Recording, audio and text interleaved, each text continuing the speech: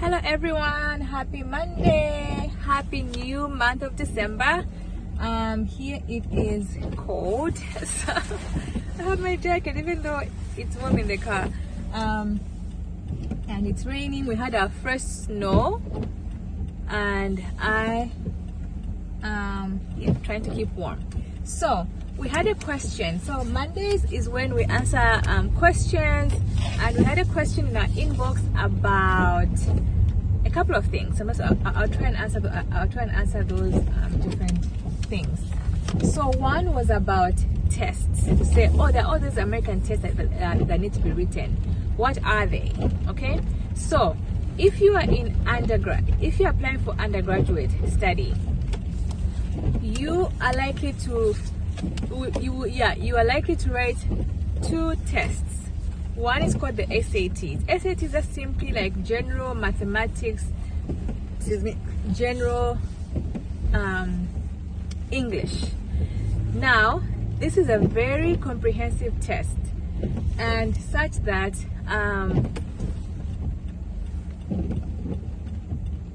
it's a very comprehensive test, which when you go to the writing center, it actually takes hours. I think 3 hours, if I'm not mistaken. There are like so many mathematics things to do, so many English things to do. Now the thing is, this is stuff that if you've gone through grade 12, obviously you know your math, you know your English. But what's interesting and what I think, in my opinion, is that the way these math problems are written out and the way they are solved is actually something you have to kind of like study and learn, almost like learning afresh. It's almost like an American way of doing things, right? And everyone has to write the SATs. American students have to write, international students, Zambian students, all students have to write this SAT test. And so you have to study for it, okay?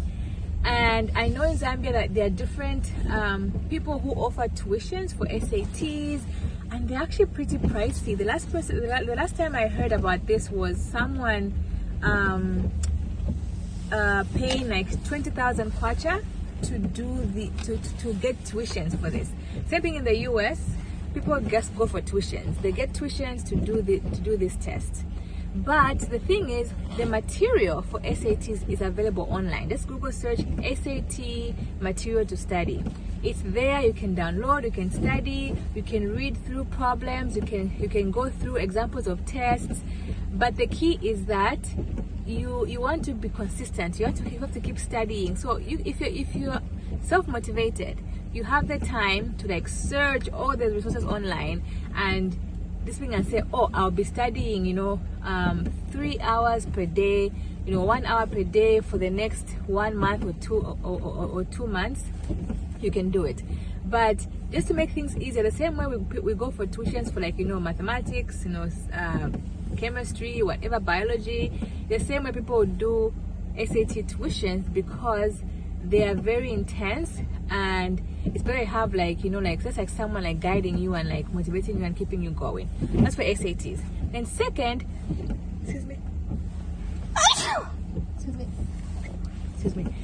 second is that these tests, the American tests, you actually have to be at a writing center to write them, okay? And so even though they're American, around the world there are many SAT writing centers. So we have a video where we mention this, and you can always share the information again.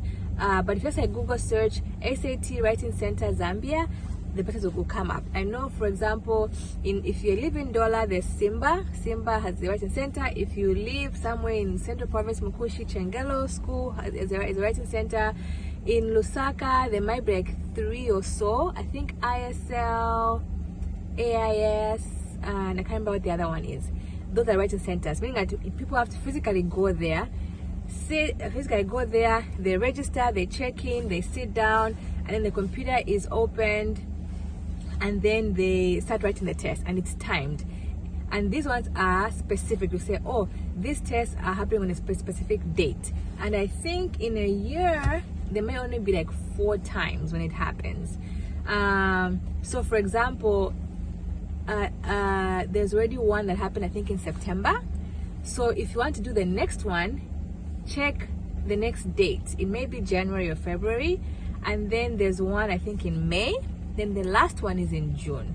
If you miss the May or June one, that means you are done. You've missed the opportunity to take the test if you want to start school in September. Because remember, 90-something% of schools in the US, they start in September. September is the beginning of the academic year. So like right now, we are just about to finish like semester 1 or term 1 of 2025. So it was August, September, November. So now, yeah, September, October, November. Now we just had Thanksgiving, December. You know, schools will start closing like second week of December, third week of December. That's a general thing. So the key is you want to sign up for the SATs. How to sign up? You just go online, Google search, and say signing up for writing SATs. You sign up, you have to put your information, your names, your general information, and then you're in the system. Now to do this test, you have to pay the American people. They have tests.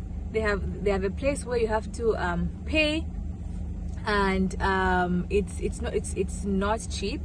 It's pretty pricey, and because the test is so intense that you have to study, and for the test you have to get a certain score. So just like, you know, we think about like, you know, for like, you know, school points, you know, when you have, you know, 6 points, you know, you can get into your top schools if you have this point, same thing for SATs.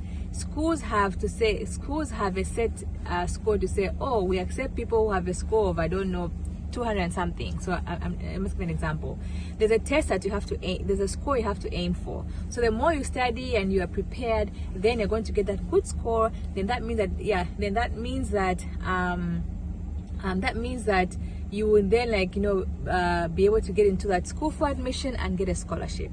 So studying is really, really important, whether you study yourself or if you get tuitions. Okay, so you sign up, you pay, and you know in advance. So I advise people to say that I think it's better for you to sign up first, because you know that you've signed up and you've paid. It motivates you to study. I think at least that works for me. If I know I pay for something, it's going to motivate me to do it.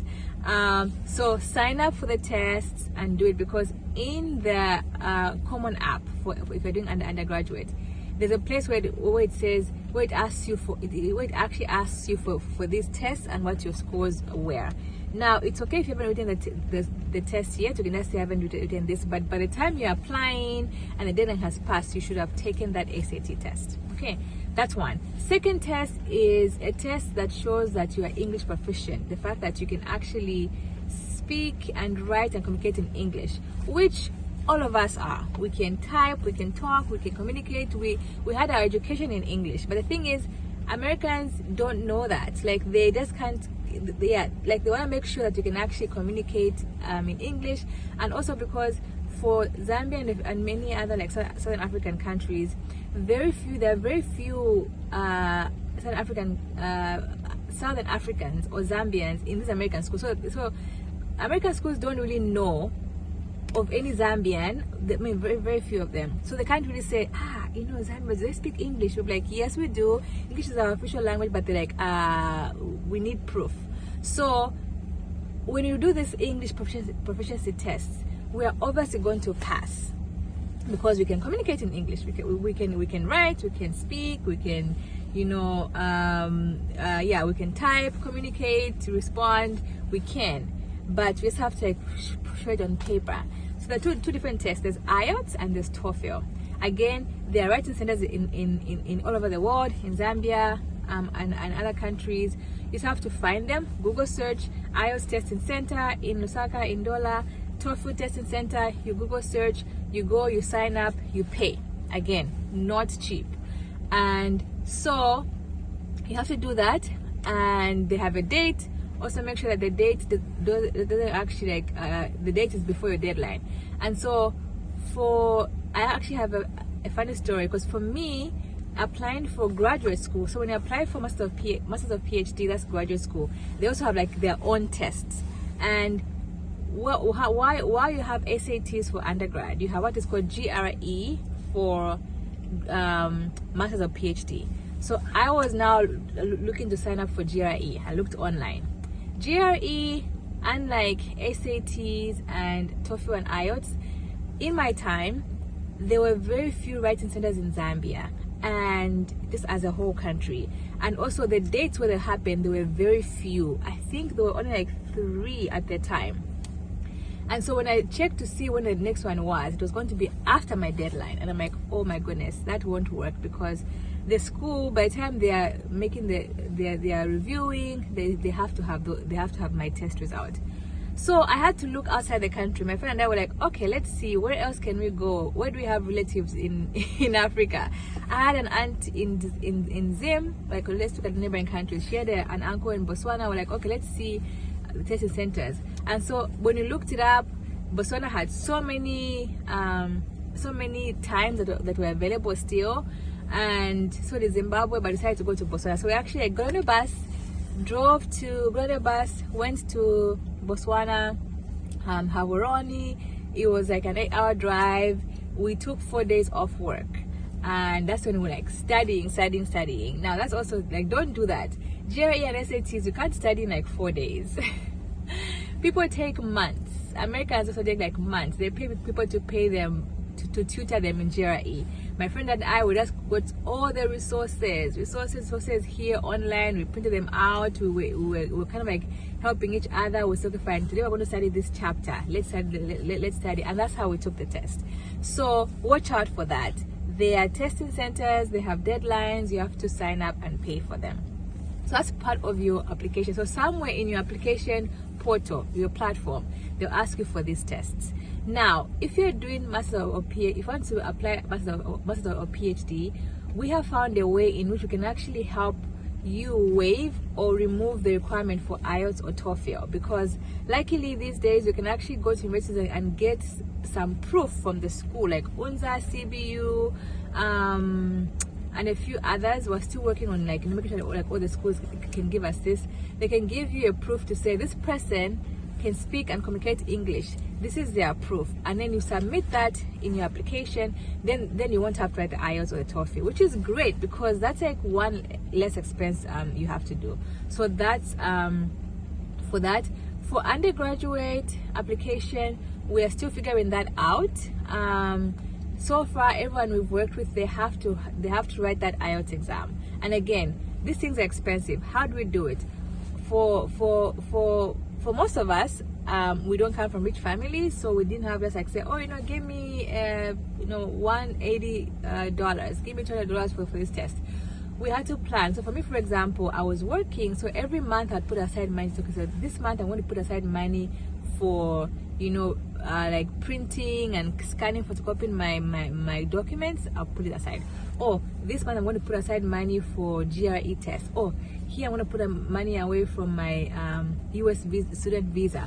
This month I'll put away. Like, you have to put money aside, or ask people, or borrow money to say, this is a big investment. I'm going to borrow money. Once I go to America, I'm going to have and I get my scholarship.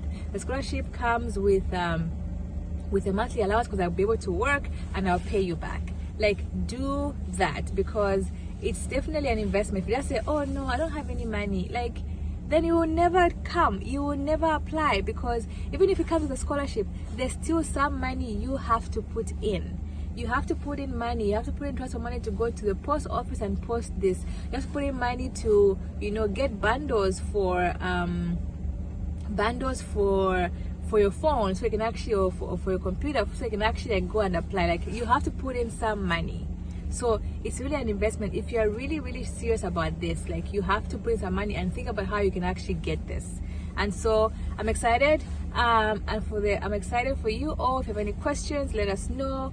But this, like I said, it's December. It's like our last chance this year, kind of, I guess, like, to work on 1 or 2 last goals for us to get our application in the pipeline. Yeah, so have a good one. I'll talk to you soon. Bye.